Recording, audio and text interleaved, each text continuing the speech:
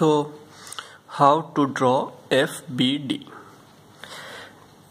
FBD क्या होता है? Free body diagram. ओके. सो इसको बनाने के लिए आपको पहले ये जानना होगा कुछ फोर्स के डायरेक्शन के बारे में. कुछ फोर्स जैसे कि आपका वेट ऑफ द बॉडी, फिर आपका सेकेंड आएगा नॉर्मल रिएक्शन,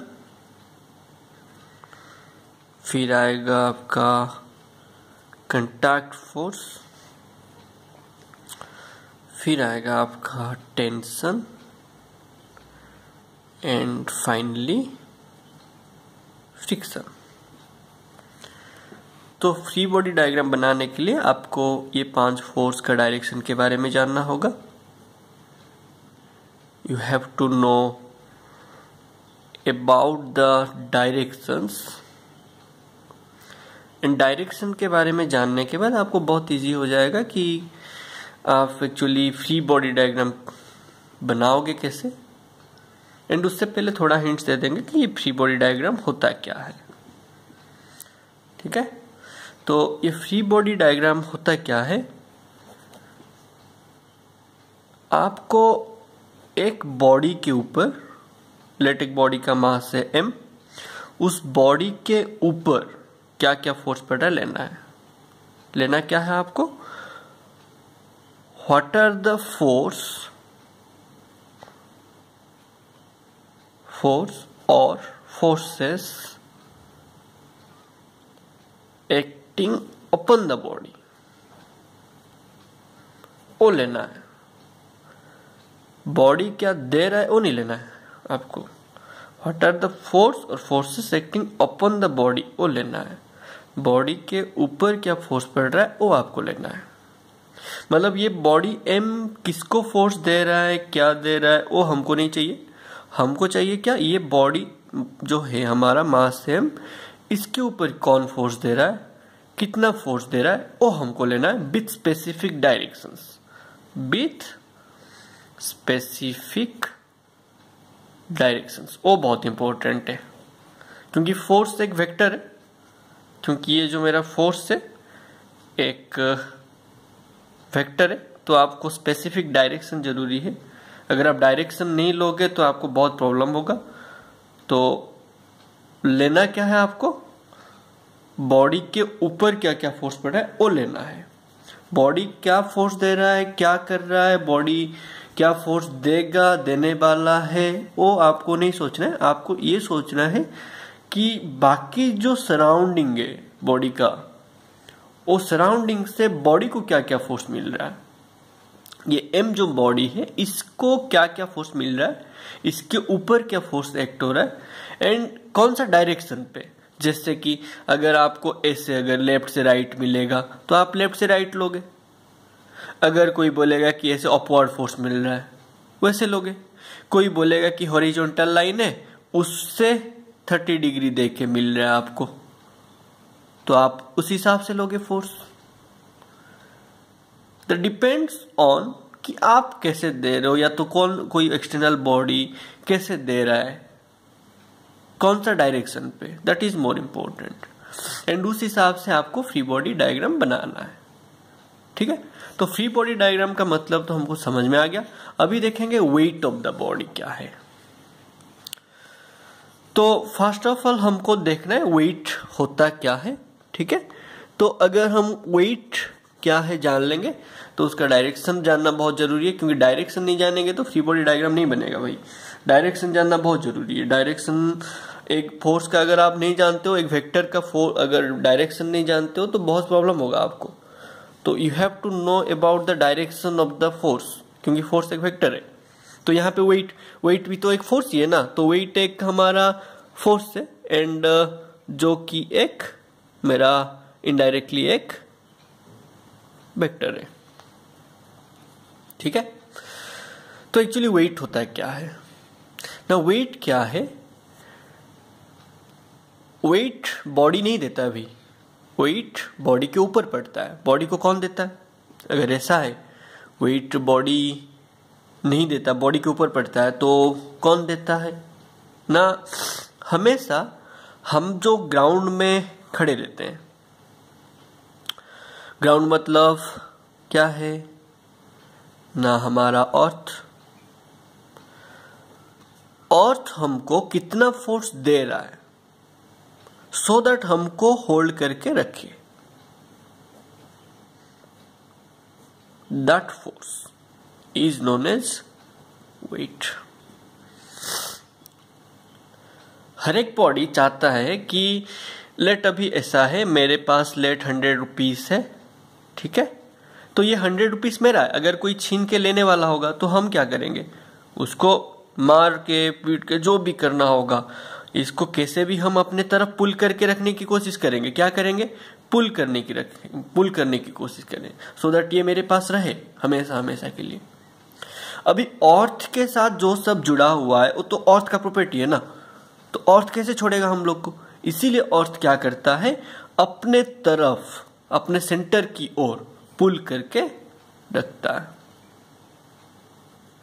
क्योंकि अर्थ का ये एक प्रॉपर्टी है, हर एक बॉडी एक एक प्रॉपर्टी है।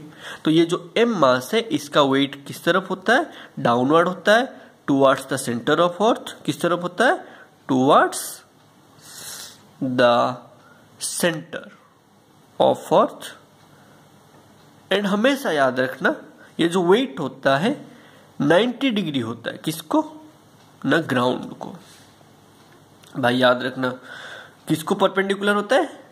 ग्राउंड को, हमेशा याद रखना, ठीक है। क्यों परपेंडिकुलर होता है ये भी तो बात है ना। अभी एक स्फीयर है अर्थ, हाँ कि ना? हम क्या बोले कि सेंटर की तरफ हमेशा एक्ट होगा। अरे भाई सेंटर की तरफ मतलब क्या? ये एक रेडियस की तरह काम करेगा। एंड रेडियस हमेशा सरफेस को क्या होता है? परपेंडिकुलर होता है, खत्म, है कि ना? तो यहां पे क्या है? ये जो वेट है मेरा, ये वेट हमेशा परपेंडिकुलर होगा, डाउनवर्ड होगा। किसको परपेंडिकुलर होगा? अर्थ को और ग्राउंड को, ठीक है। ये हो गया मेरा वेट के बारे में। तो अभी आपको कहीं पे भी हो, लेट अभी बॉडी ऐसा है, एक इंक्लाइन प्लेन में है, ये मेरा ग्राउंड है, ये मेरा क्या है? इंक्लाइन प्लेन है जिसके ऊपर बॉडी है, हाँ कि ना? अभी इसका मास तो m है, वेट हमेशा ग्राउंड को परपेंडिकुलर होता है भाई, ग्राउंड को, इंक्लाइन प्लेन को नहीं, और जो सरफेस में है उसी सरफेस को नहीं। किसको परपेंडिकुलर होता है? हमेशा ग्राउंड को। ग्राउंड मतलब क्या है मेरा? अर्थ, ठीक है ना भाई? ग्राउंड मतलब क्या है मेरा? अर्थ। हमेशा वो ग्राउंड को परपेंडिकुलर होगा वेट, ठीक है। चाहे वो कहीं पे भी हो, वो हमेशा ग्राउंड को ही परपेंडिकुलर होगा, खत्म। आपको और दूसरा चीज नहीं सोचना है, ठीक है ना भाई? तो ये दिमाग में डाल दो कि वेट हमेशा ग्राउंड को ही परपेंडिकुलर होता है, नीचे होता है, खत्म, ठीक है। कहीं पे भी रहे, चाहे वो ग्राउंड में रहे या तो इंक्लाइंड प्लेन में रहे या तो कहीं पे भी हो, कोई हिल पे रहे या तो जमीन पे रहे, पानी में रहे, कहीं पे भी हो, वो हमेशा ग्राउंड को ही परपेंडिकुलर होगा, ठीक है। अभी हमारा दूसरा फोर्स आ गया नॉर्मल रिएक्शन, ठीक है ना। अभी हमारा दूसरा फोर्स आ गया क्या?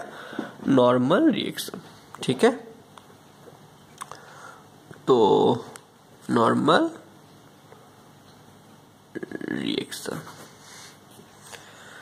हम नॉर्मल रिएक्शन का सिंबल लेते हैं R और N करके, कुछ भी आप लो, द डिपेंड्स ऑन यू, आपको जैसे समझ में आए आप वैसे ले सकते हो, ठीक है। तो ये नॉर्मल रिएक्शन होता क्या है? देखो, न्यूटन्स थर्ड लॉ में हम पढ़े कि every action has equal and opposite reaction, ठीक है। हम क्या पढ़े थर्ड लॉ में?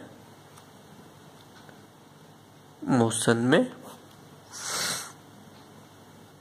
every action has equal and opposite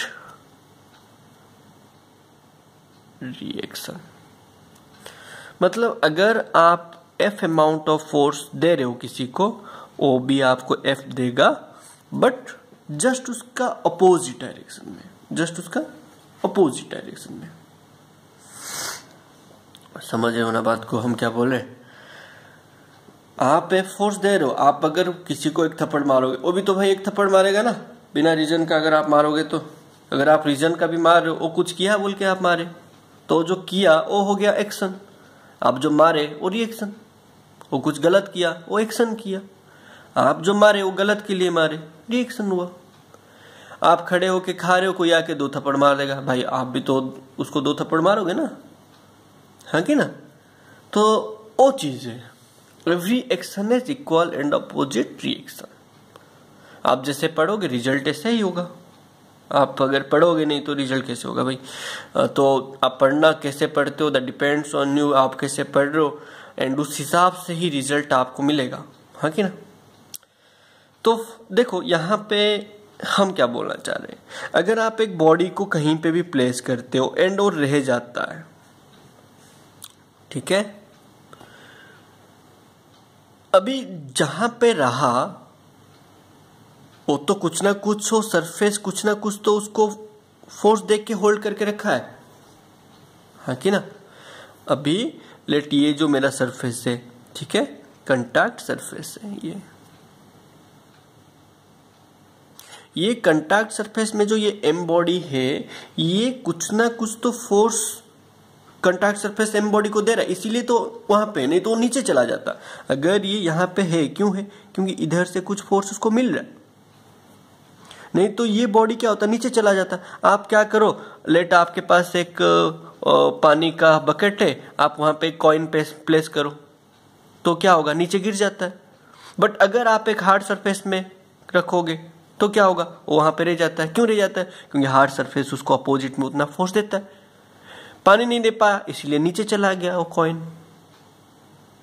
तो यहां पे हम ये बोल रहे कि जो कंटैक्ट सरफेस में वो है बॉडी, वो बॉडी को कितना फोर्स दे के वो कंटैक्ट सरफेस रखा है, दैट इज है मेरा रिएक्शन।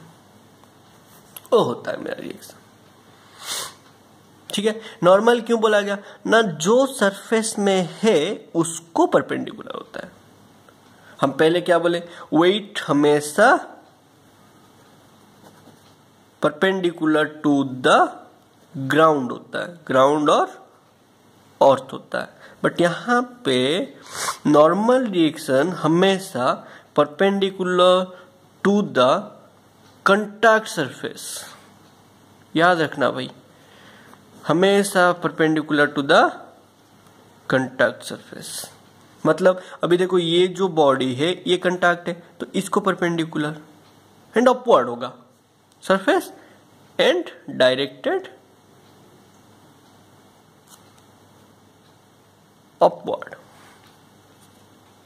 ठीक है। अभी देखो, लेट अभी एक बॉडी ऐसा है इंक्लाइंड प्लेन में, ये है मेरा ग्राउंड और अर्थ, ये है मेरा इंक्लाइंड प्लेन। तो यहां पे जो बॉडी एम मास का है, ये सरफेस का कंटैक्ट सरफेस ये है, तो नॉर्मल रिएक्शन मेरा कैसे होना चाहिए, समथिंग ऐसे होना चाहिए, क्योंकि यहां पे नॉर्मल रिएक्शन इसको परपेंडिकुलर होगा, कंटैक्ट सरफेस को। बट वेट ग्राउंड को, ये याद रखना, ठीक है ना। नॉर्मल रिएक्शन हमेशा perpendicular to the contact surface, ये याद रखना, ठीक है।